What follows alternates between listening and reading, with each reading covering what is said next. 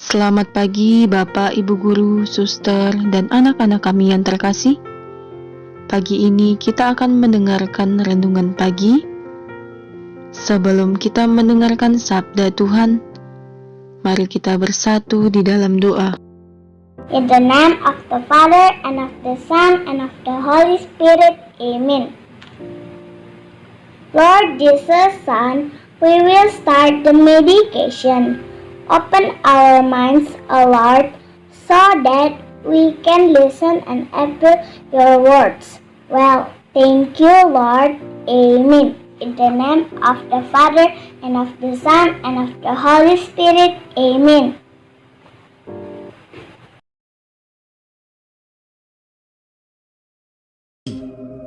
Pada hari itu juga 2 orang dari murid-murid Yesus pergi ke sebuah kampung bernama Emmaus yang terletak kira-kira 7 mil jauhnya dari Yerusalem, dan mereka bercakap-cakap tentang segala sesuatu yang telah terjadi. Ketika mereka sedang bercakap-cakap dan bertukar pikiran, datanglah Yesus sendiri mendekati mereka, lalu berjalan bersama-sama dengan mereka.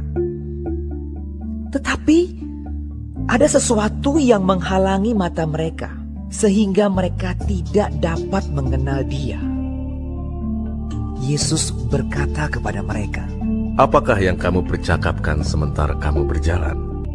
Seorang dari mereka, namanya Kleopas, menjawabnya, "Adakah engkau satu-satunya orang asing di Yerusalem yang tidak tahu apa yang terjadi di situ pada hari-hari belakangan ini?" Katanya kepada mereka. "Apakah itu?"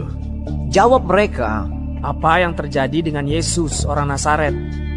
Dia adalah seorang nabi yang berkuasa dalam pekerjaan dan perkataan di hadapan Allah dan di depan seluruh bangsa kami.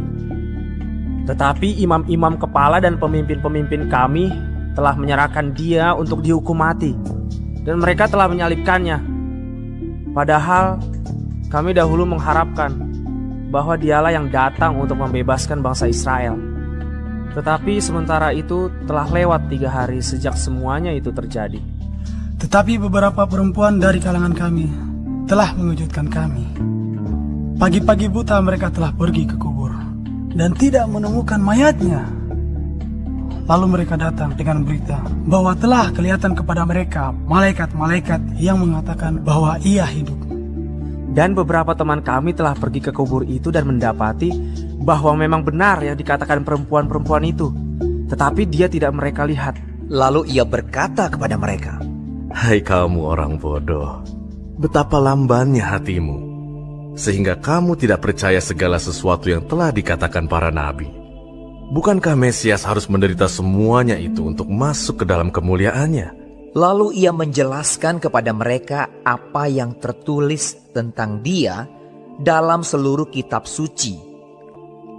Mereka mendekati kampung yang mereka tuju, lalu Ia berbuat seolah-olah hendak meneruskan perjalanannya. Tetapi mereka sangat mendesaknya. Katanya, "Tinggallah bersama-sama dengan kami, sebab hari telah menjelang malam dan matahari hampir terbenam." Lalu masuklah Ia untuk tinggal bersama-sama dengan mereka. Waktu Ia duduk makan dengan mereka, Ia mengambil roti, mengucap berkat, lalu memecah-mecahkannya dan memberikannya kepada mereka. Ketika itu terbukalah mata mereka dan mereka pun mengenal Dia, tetapi Ia lenyap dari tengah-tengah mereka. Lalu bangunlah mereka dan terus kembali ke Yerusalem. Di situ mereka mendapati ke-11 murid itu. Mereka sedang berkumpul bersama-sama dengan teman-teman mereka. Kata mereka itu, "Sesungguhnya Tuhan telah bangkit dan telah menampakkan diri kepada Simon." Lalu kedua orang itu pun menceritakan apa yang terjadi di tengah jalan dan bagaimana mereka mengenal Dia pada waktu Ia memecah-mecahkan roti.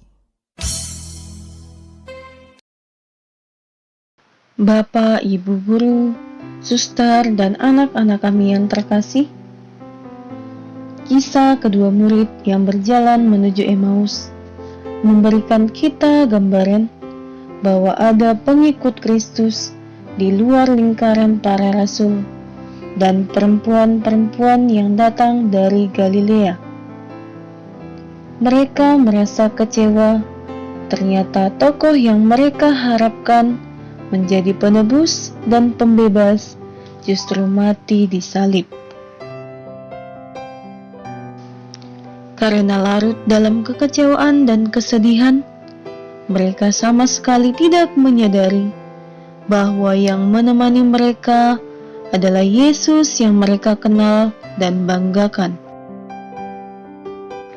Kekecewaan karena ditinggal oleh orang yang kita kasihi atau tokoh yang kita harapkan mampu mengubah nasib kita barangkali adalah hal yang wajar. Demikian pula dialami oleh 2 orang murid-murid Yesus yang memilih pulang ke Emmaus. Namun, Tuhan justru hadir di tengah-tengah kekecewaan mereka. Yesus menemani mereka dan tak membiarkan mereka berjalan sendirian. Yesus mengajak murid-muridnya bercakap-cakap. Kita pun demikian. Tuhan akan selalu hadir menemani kita dikala kita mengalami kekecewaan maupun kesedihan. Injil hari ini mengajak kita untuk bercerita tentang luka-luka dan kekecewaan di hati kita masing-masing.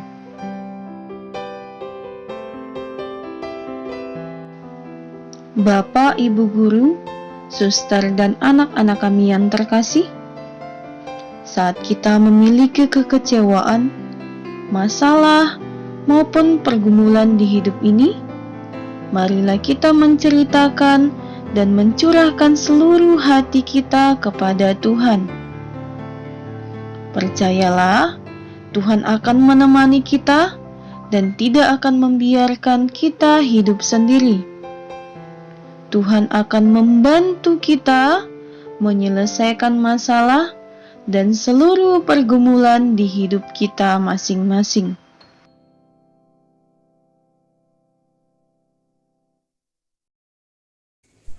After we have listened the reflection this morning, let us pray to begin our study. Sister, teacher, and friends, let's pray together.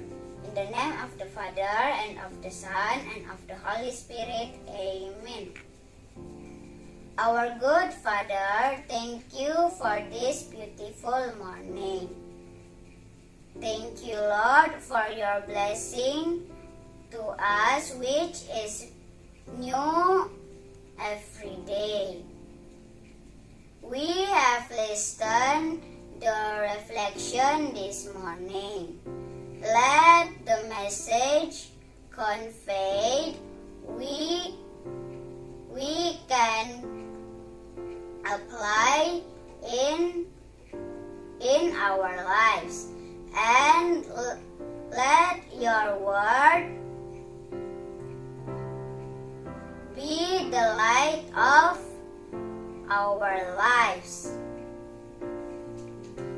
Now we will start our learning activity.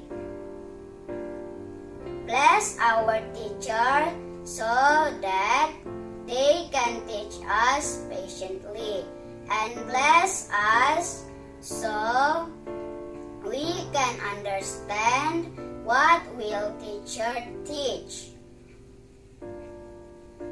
Lord, forgive us for our mistakes and sins that we have done.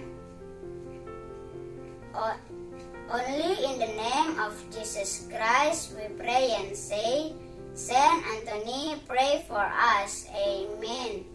In the name of the Father, and of the Son, and of the Holy Spirit. Amen.